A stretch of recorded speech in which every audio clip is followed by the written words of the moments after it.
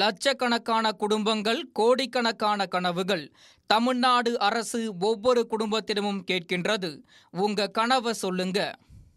குமுதம் நேயர்கள் அனைவருக்கும் இனிய பொங்கல் திருநாள் நல்வாழ்த்துக்கள். தமிழர்களின் பாரம்பரியத்தையும் வீரத்தையும் பறைசாற்றும் ஜல்லிக்கட்டை பற்றி விளக்குகிறது இந்த செய்தி தொகுப்பு.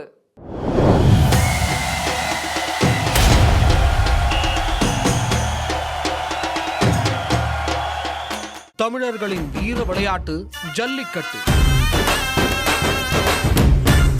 இந்தியாவில் பண்டிகைகளுக்கும் பாரம்பரிய விளையாட்டுகளுக்கும் ஒருபோதும் பஞ்சம் இருக்காது. பெரும்பாலும் பண்டிகையுடன் இணைந்து வருவது இதுபோன்ற வீர விளையாட்டுகள் தான்.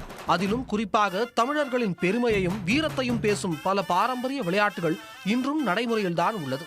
அதில் ஒன்றுதான் நாம் அனைவரும் அறிந்த நம் தமிழர் இனத்தின் வீர விளையாட்டான ஜல்லிக்கட்டு. எருது விடுதல், ஏறு தழுவுதல், மஞ்சு விரட்டு என்று பல்வேறு பெயர்களில் அழைக்கப்பட்டு வருகிறது. தமிழர்களின் இந்த பாரம்பரிய விளையாட்டானது சுமார் 5000 ஆண்டுகள் பழமையானது. பண்டை காலத்தில் தமிழர்களின் வீரத்தை நிலைநாட்டுகின்றன மாண்புகளில் ஒன்றாக ஜல்லிக்கட்டு இருந்துள்ளது. அந்த வகையில் விஜயநகர நாயக்கர்களின் ஆட்சியின் போது இதற்கு ஜல்லிக்கட்டு என்று பெயர் உருவானது. அதற்கு முன்பு ஏறு தழுவுதல் என்ற பெயரே இருந்துள்ளது. காளையின் கொம்பில் சல்லிக்காசுகள் கட்டப்படுவதால் அது சல்லிக்கட்டு என அழைக்கப்பட்டு பின்னர் காலப்போக்கில் ஜல்லிக்கட்டு என மக்கள் அனைவராலும் அழைக்கப்படுகிறது. அதாவது இந்த விளையாட்டில் காளைகளின் கொம்புகளில் சில்லறை காசுகளை கட்டி ஒரு குறிப்பிட்ட இடத்தில் ஓட விடுவர். பின்னர் அவற்றை அடக்கி அக்காசுகளை அவிழ்த்தெடுப்பதே ஜல்லிக்கட்டு ஆகும். அந்த வகையில் தற்போது நடைபெறும் ஜல்லிக்கட்டு விளையாட்டில் காலத்திற்கு ஏற்றாற்போல் பல்வேறு மாற்றங்கள் செய்யப்பட்டு நடத்தப்பட்டு வருகிறது. எனினும் பழங்காலத்தில் ஏறு தழுவுதல் என்ற பெயரில் அழைக்கப்பட்ட இவ்விளையாட்டில் காளையை அடக்குபவருக்கு பெண்களை மணமுடித்துக் கொடுக்கும் பழக்கமும் வழக்கத்தில் இருந்துள்ளதாக கூறப்படுகிறது. மேலும் பழமையான நாகரிகங்களிலும் சங்க இலக்கியங்களிலும் ஏறு தழுவுதல் எனும் ஜல்லிக்கட்டு விளையாட்டு நடைபெற்றதற்கான சான்றுகள் நமக்கு கிடைக்கப்பட்டுள்ளது. இப்படி பண்டைய காலத்திலிருந்தே விளங்கும் தமிழரின் வீர விளையாட்டான ஜல்லிக்கட்டு இன்றும் தென் தமிழகத்தில் மதுரை, புதுக்கோட்டை, சிவகங்கை மாவட்டங்களில் பாரம்பரியமிக்க பண்பாட்டு திருவிழாவாக கோலாகலமாக கொண்டாடப்பட்டு வருகிறது.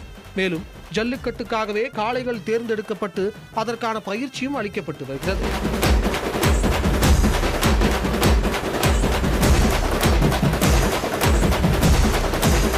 ஒரு காளையை ஒன்றுக்கும் மேற்பட்ட வீரர்கள் அடக்கிவிட்டால் அவர்கள் யாருக்கும் வெற்றி இல்லை என்று அறிவிக்கப்படுகிறது. ஒருவேளை காளையை எவரும் அடக்கவில்லை என்றால் காளை வெற்றி பெற்றதாக அறிவிக்கப்படுகிறது.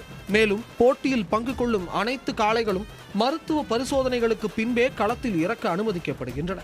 போட்டியில் வென்ற வீரர்களுக்கு ஏராளமான பரிசுகள் வழங்கப்படுகின்றன. என்னதான் பாரம்பரிய வீர விளையாட்டாக மக்கள் மனதில் கொண்டாடப்பட்டாலும் விலங்கு நலன் சார்ந்த காரணங்களுக்காக 2014ஆம் ஆண்டு உச்சநீதிமன்றம் ஜல்லிக்கட்டிற்கு தடை விதித்தது.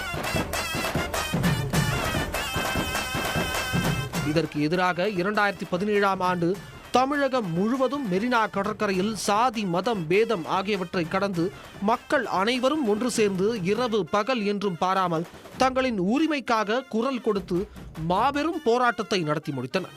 இந்த போராட்டங்களின் விளைவாக மத்திய அரசு சிறப்பு சட்டம் இயற்றி 2018ஆம் ஆண்டு ஜல்லிக்கட்டு மீதான தடையை நீக்கியது.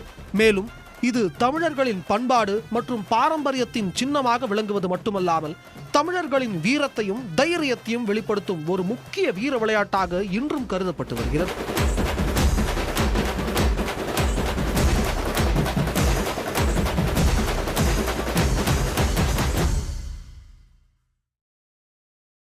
லட்சக்கணக்கான குடும்பங்கள், கோடிக்கணக்கான கனவுகள்.